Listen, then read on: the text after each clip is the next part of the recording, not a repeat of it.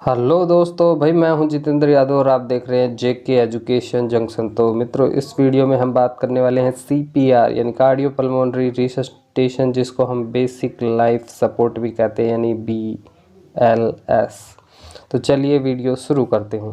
तो सबसे पहले इसका इंट्रोडक्शन देख लेते हैं। It is an emergency life saving procedure done when patient breathing and heart stop, यानी कि एक इमरजेंसी लाइफ सेविंग प्रोसीजर होता है जिसके अंदर ब्रीदिंग और हार्ट जब स्टॉप हो जाता है तो ये वो कंडीशन होती है। It help provide oxygen to vital organs until help arrive, यानी कि जब तक कोई सहायता नहीं मिल जाती है तब तक वाइटल ऑर्गन्स को ऑक्सीजन प्रदान करने के लिए ये प्रक्रिया की जाती है।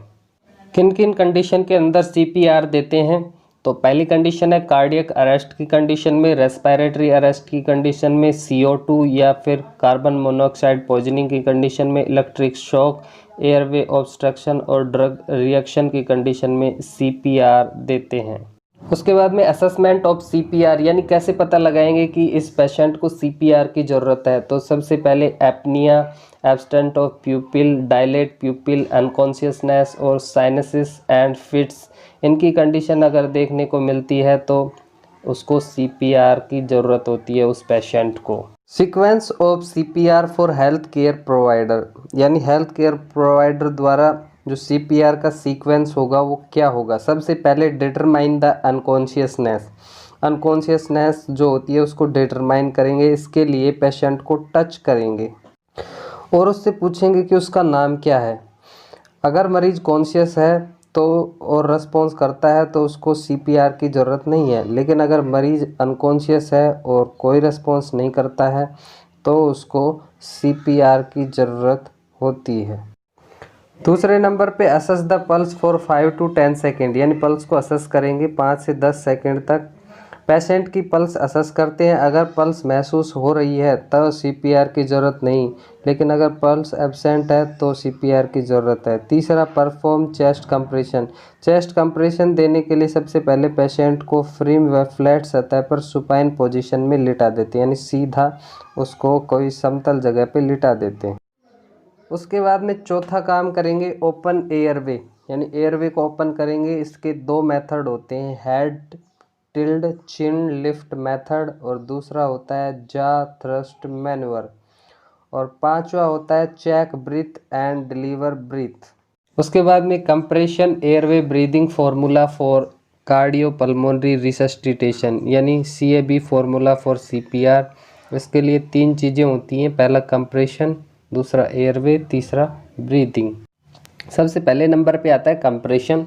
तो इसके लिए सबसे पहले पल्स असेसमेंट यानी 5 to 10 सेकेंड करते हैं, और एडल्ट के अंदर कैरोटिड पल्स असेस करते हैं। चाइल्ड यानी कि 8 साल से जो कम होता है उसमें फीमोरल पल्स असेस करते हैं। इन्फेंट के अंदर ब्रेंकियल या फीमोरल पल्स असेस करते हैं। उसके बाद में कंप्रेशन मेथड, एडल्ट में 2 हैंड का इस्तेमाल करते हैं, चाइल्ड जो 8 ईयर से कम होता है उसमें 2 या 1 हैंड का इस्तेमाल करते हैं। इन्फेंट में 2 फिंगर या 2 थंब का इस्तेमाल करते हैं। कंप्रेशन करने की जगह एडल्ट में lower half of sternum between nipple and centre of the heart. उसके बाद में चाइल्ड में सेम एज एडल्ट जैसा एडल्ट में होता है, और उसके बाद इन्फेंट में just below nipple line. Compression depth adult में 2 इंच होती है, चाइल्ड में भी 2 इंच होती है, इन्फेंट में 1.5 इंच होती है। और कंप्रेशन रेट एडल्ट में 100 होती है, चाइल्ड में भी 100 पर मिनट होती है, और इन्फेंट में भी 100 पर मिनट होती है।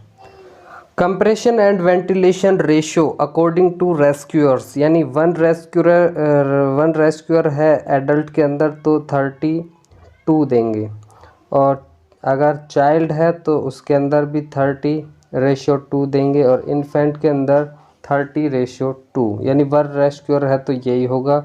2 रेस्क्यूअर है तो एडल्ट के अंदर 30:2 और चाइल्ड के अंदर 50:2 और इन्फेंट के अंदर भी 15:2 ये देंगे। उसके बाद में एयरवे दूसरे नंबर पे आता है। कंप्रेशन के बाद एयरवे तो आफ्टर परफॉर्मिंग 30 कंप्रेशन ओपर विक्टम्स एयरवे, यानी 30 कंप्रेशन देने के बाद में विक्टिम के एयरवे को ओपन करेंगे। इसके दो मेथड है, एक तो हेड टिल्ट चिन लिफ्ट मेथड और दूसरा जा थ्रस्ट मैनूवर। तो हेड टिल्ट चिन लिफ्ट मेथड आप देख पा रहे होंगे स्क्रीन पे। उसके बाद में दूसरे नंबर पे आता है जा थ्रस्ट मैनूवर। तो ये मेथड तब काम में लेते हैं जब पेशेंट को हेड नेक या स्पाइनल कॉर्ड की इंजरी हो, तो ये मेथड काम में लेते हैं जा थ्रस्ट मैनूवर, आप देख पा रहे होंगे स्क्रीन के ऊपर। उसके बाद में कंप्रेशन एयरवे के बाद में आता है ब्रीदिंग। तो ब्रीदिंग के लिए सबसे पहले pinch the nostril and give mouth to mouth breathing, यानी कि नोज को पिंच कर लेंगे दोनों नोस्ट्रिल को और माउथ टू माउथ ब्रीदिंग देंगे। If patient is not breathing then to activate breathing for 1 second and breath is given. Each rescue breathing deliver over 1 second with visual chest rise. Ventilation rate 8 to 10 ventilation per minute और each breath should be delivered after every 6 to 8 seconds. Diagram में आप देख पा रहे होंगे lift the chin, चिन को ऐसे उठाते हैं और हेड को बैक करते हैं। उसके बाद में माउथ टू माउथ एयरवे को ओपन करते हैं और उसके बाद में पल्स को हर 10 सेकंड के अंदर चेक करते हैं, डायग्राम में आप देख रहे होंगे। उसके बाद में activate emergency medical system. Emergency medical system को कैसे एक्टिवेट करेंगे, एडल्ट अगर है तो सबसे पहले फ़ोन करेंगे, then give 5 cycle of CPR 30:2। अगर चाइल्ड या इन्फेंट है तो सबसे पहले कंप्रेशन देंगे 5 cycle of CPR and ratio 32, then call last.